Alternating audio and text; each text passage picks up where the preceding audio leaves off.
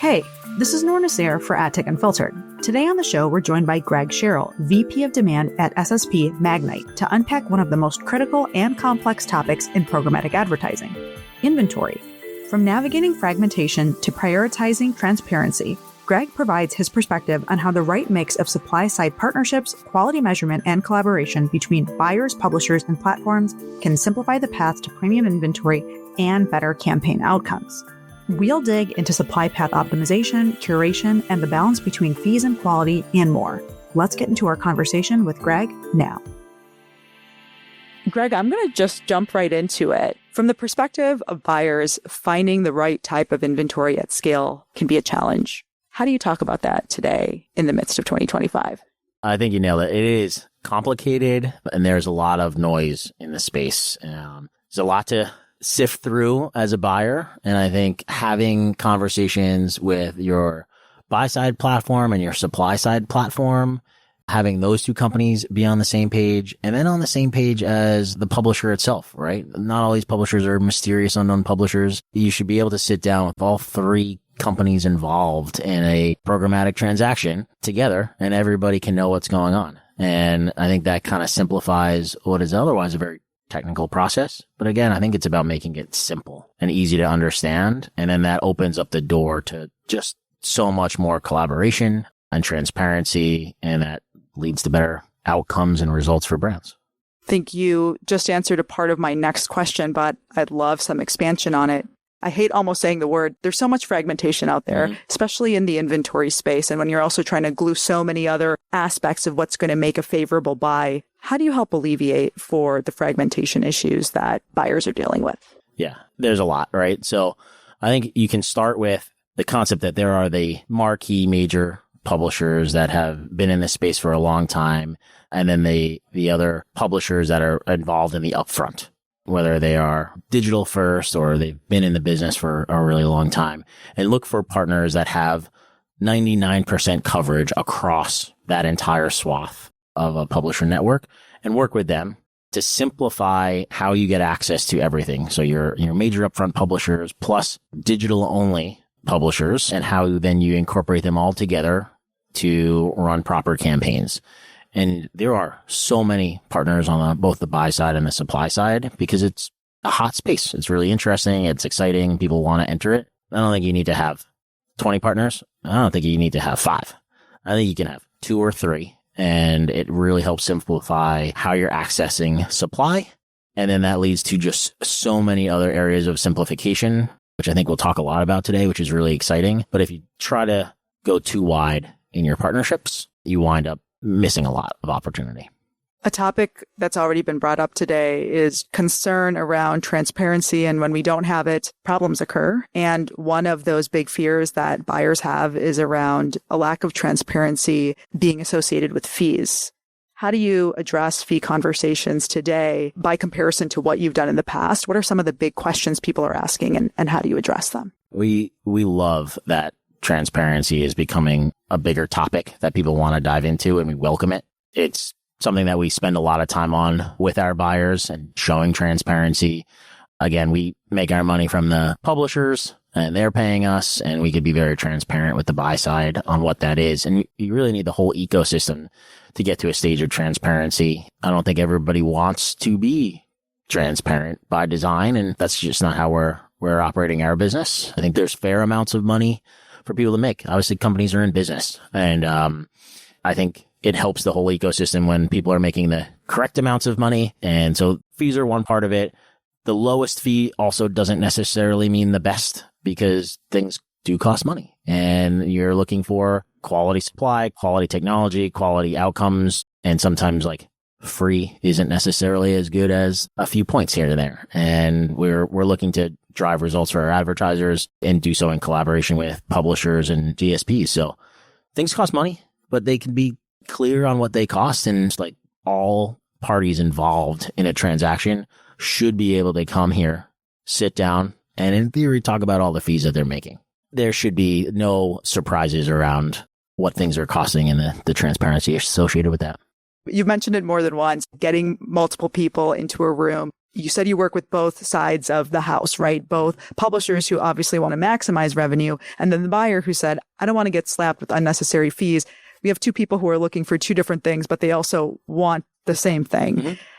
What does that conversation look like for you now as more and more transparency comes alive and as you try to facilitate people having more mutual understanding of keeping all parties happy? Yeah, we do it. I love doing it. I work really closely with my agency counterparts at publishers. We'll have joint meetings with the buy side technology and holding company agencies. So we do it all the time. We're doing a lot of it this week. As much as lawyers will let you disclose what's allowed to be disclosed, and we often do, we do it. And that's been a really valuable part of the business.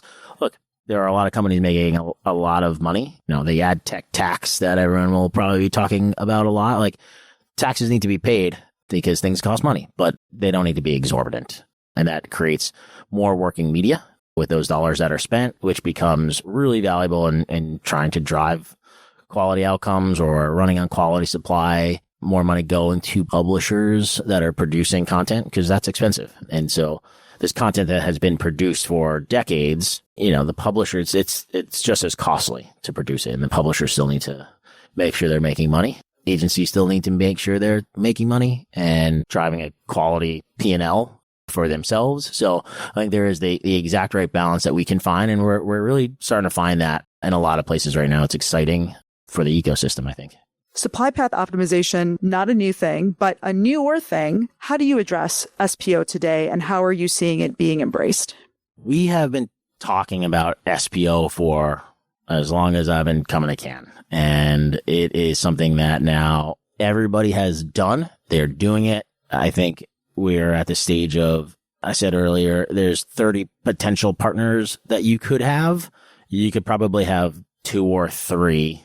I could probably argue you could have 1 on the supply side, but 2 or 3 is probably a good place to get to. Then it becomes not just about a fee conversation. It becomes about a technology conversation. Fees can be a component of that. Access to supply.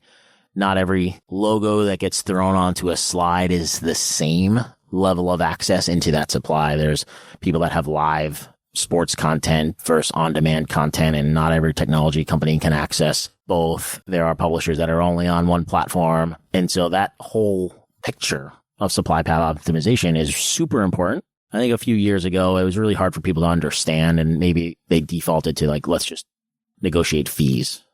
That could be a component of it, but if that is the only thing you're talking about in an SPO, you're really missing like the true value that having that supply side partnership can really bring to the table for a marketer. I'll ask you a big question and ask for a short answer to that big question.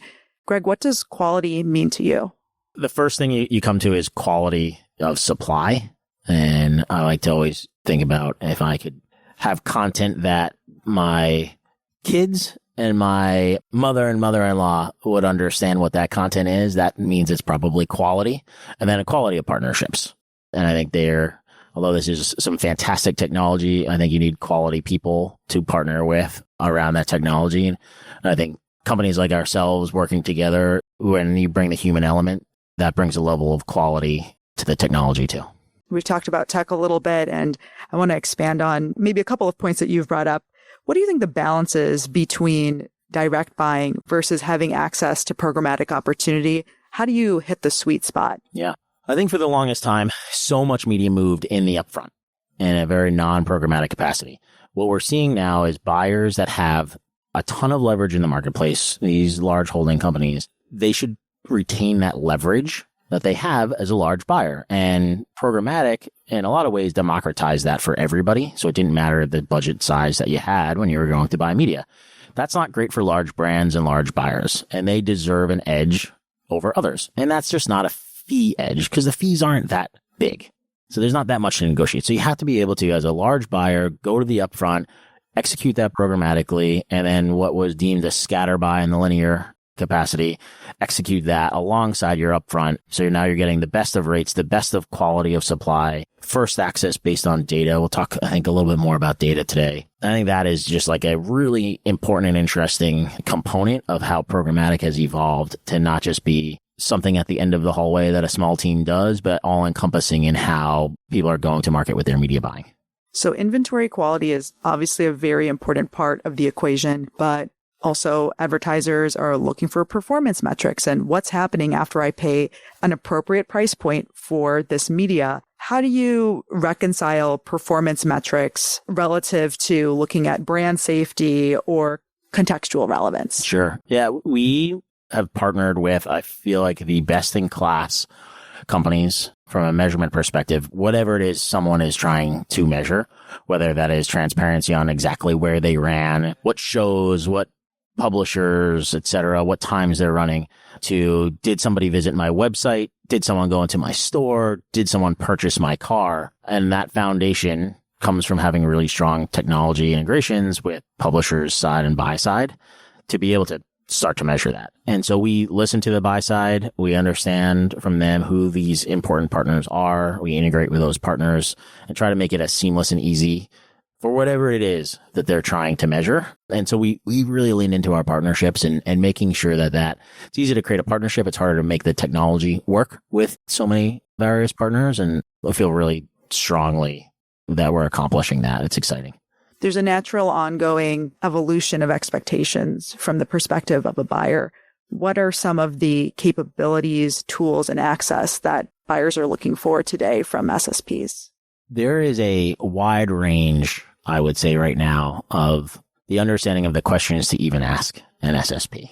We love when buyers come to us and have conversations around getting them more access to the supply that they actually want. You can't, from the buy side, listen to or see all of the supply that is available. It is immense. When we know exactly what it is that people want to buy, whether that is data informed or content informed, we can send more of what they actually want to buy. You see it time and time again when there is that full funnel collaboration and we know what the goals are, it makes it easy to send them the supply that they will ultimately wind up buying. It reduces costs. It reduces how much they need to see in the market, and things just work so much better. So again, if people are very upfront and collaborative, it's great. And those are the kind of questions we want, the conversations we want to have. We talked about SPO earlier, and we talked about media quality or inventory quality. And I also have to ask you about curation. What are expectations around what curation is, and what does curation mean to you? Sure. We're certainly really leaning in there. We have a great tool set for our curation partners. And that means a lot of different things. It could mean rich media partners. We have a lot of them. It means data companies, measurement companies. I think years ago, there were a lot of companies that would operate in a probably non-transparent world where they would collect an IO and then operate on top of a third party or first party DSP, and whatever their secret sauce was getting added on the buy side and fees were being made. And we talked about transparency. What we're doing now is some of those same companies and then new companies that have come into the space, we're saying, look, you can create a partnership with your marketer. You can discuss what fees are the correct fees for your data, rich media measurement. We'll apply that with the customized supply that the buyer wants. And then so everyone's kind of bringing their technology to play, which helps with transparency, which helps with fees, which helps with ultimate outcomes that everyone's looking to get. And that drives more and more adoption of the space and more spend, which is ultimately what we all want. I feel like I need to throw every buzzword into the conversation. So I'm going to bring cookieless future into it as well, which I'd say we're still in some, purgatory associated with cookieless future in this particular moment. But how do you see buyers continuing to reevaluate how they're going to target meaningfully relative to inventory? Sure. Yeah. Purgatory is a good way to put it. The smartest buyers have moved on in a lot of ways and said, especially, there's CTV environments and there's display and OLV and mobile environments, and we operate across all of them. So one answer is not the same for all platforms, the way the industry is set up. And what we see, which is really interesting, is a publisher has, especially in the CTV environment, logged in users, and how they're able to use that level of user information, how they're able to match that with data. It's so interesting and valuable. And I think we're starting to see holding companies and large marketers have amazing data themselves, whether they've acquired a data company, whether they've stood up a really strong, robust first party data set, and how those things get matched together and how a technology company can help make that easy and scalable is probably the answer to this cookieless purgatory that we seem to be in. We can do better than cookie or no cookie, and we can get to areas, and we are at areas where there's better usages of data. And that's really exciting. And again, that just goes back into fees and results. That is just a very exciting part of the business that we're seeing great adoption in. I'll move our conversation onto some strategic guidance that you can share with people. If you are advising a mid-sized brand or an agency on where to invest programmatically, and I bring this up specifically since you mentioned you can work with a lot of very big partners that have incredible scale, but not everybody's has the same buying power, especially if you're coming in at a little bit of a lower level spend-wise. How do you make sure you're investing your dollars as impactfully as you possibly can? How do you advise them on making the most when they don't necessarily have that holding company power? Sure. This is not a space only for holding companies either. We all work together with a lot of independent and mid-size and brand direct and digital native companies that haven't been in the space. And it is a extremely important area. And I think a lot of the technology that has been made available makes this way easier for people to access. Things like live sports have been really hard for a small brand in other years in a linear only environment to get into. They felt like they didn't have the millions of dollars to be able to invest in a league partnership. And now what we're able to do is, bring together live sports supply from a number of different publishers in a non-guaranteed capacity and say, here, this is Major League Baseball. This is NBA playoffs. This is soccer, football, anything that you really want to get into and that you think is going to resonate with your ultimate consumer.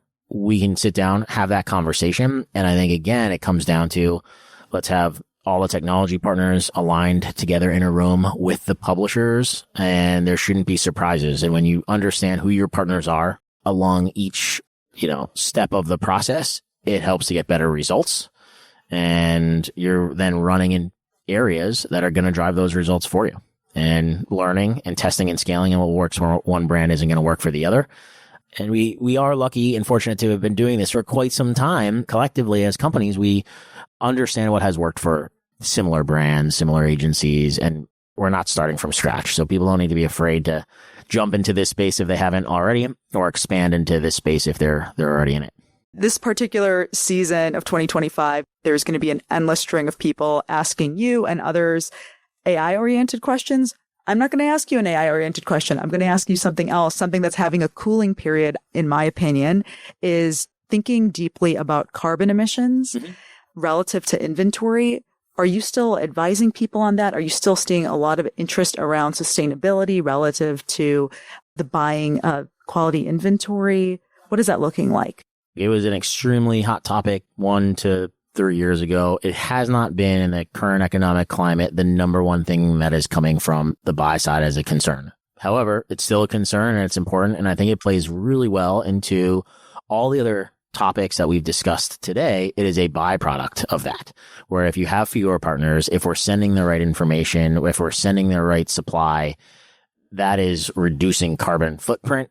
The machines have to do a lot less. We certainly use AI and have for a long time. It's just all of those things start to stack up and create a more green environment for marketers.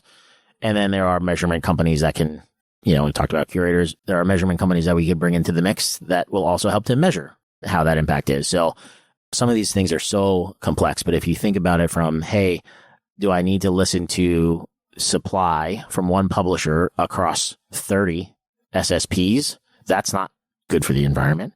But I could listen to all of the supply from that one publisher from one SSP, and then that becomes very green, and you're going to get better results at the same time. So marketers want to be green, of course, but not at the expense of driving quality campaigns. And I don't think it has to be at that expense. We could do both. If you were going to advise anyone on how to be thinking about inventory and supply acquisition smarter, what would you share with them at this particular moment? You should be able to sit down with the direct publisher and your technology partner at dinner, and you will learn in these conversations about how that supply is potentially different across different technology companies. There should be no surprises. There shouldn't be issues around transparency. and that is going to lead to better outcomes. Whatever it is that people are trying to achieve, it's so disparate campaign by campaign. But if you start with that as your foundation, it's fantastic. We're seeing a lot of that. More to follow and learn. Thanks so much for the time. Thank you for having me. That wraps up our conversation with Greg Sherrill, VP of Demand at Magnite. From cutting through inventory fragmentation to fostering transparency and stronger buyer-publisher relationships, Greg offered a great POV at how smarter supply strategies can lead to better outcomes for buyers and brands. Thanks for listening, and if you like AdTech Unfiltered, please give the show a follow on the podcasting app of your choice and tell a friend. We'll see you next time, real soon.